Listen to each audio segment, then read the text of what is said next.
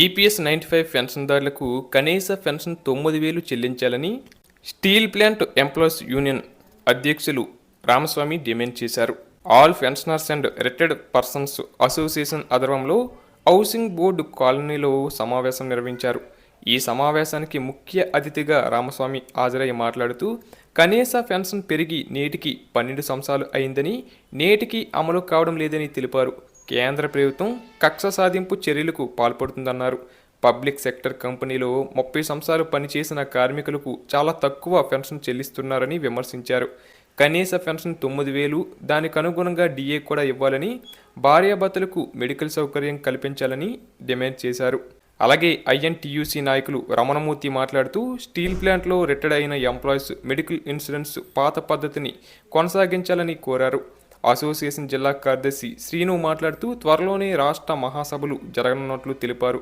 భార్యాభర్తలకు మెడికల్ సౌకర్యం, తెల్ల రేషన్ కార్డు డిమాండ్ల సాధన కోసం కృషి చేస్తున్నట్లు చెప్పారు.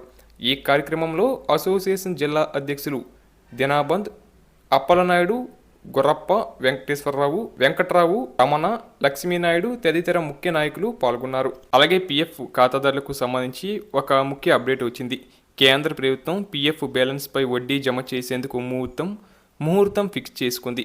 ఈ నెల, వచ్చే నెలలో 5 రాష్ట్రాల ఎన్నికలు జరగనుండటంతో ఈసారి వడ్డీ జమ ఆలస్యం అవుతుంది. ప్రతిసారి మార్చి 31 తర్వాత వడ్డీని విడుదల చేసే ప్రాసెస్ మొదలవుతుంది. కానీ ఈసారి పలు రాష్ట్రాల్లో అసెంబ్లీ ఎన్నికలు ఉండటంతో విడుదలలో జాప్యం జరుగుతుంది. 5 రాష్ట్రాల్లో ఓట్ల లెక్కింపు ముగిసిన తర్వాత పీఎఫ్ ఖాతాదారులకు కేంద్రం వడ్డీని జమ చేయనుందని తెలుస్తుంది.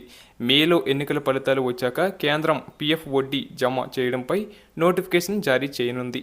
అలాగే జూన్కి ముందే పీఎఫ్ వడ్డీని ఖరారు చేస్తూ ఉత్తర్వులు ఇవ్వనుంది.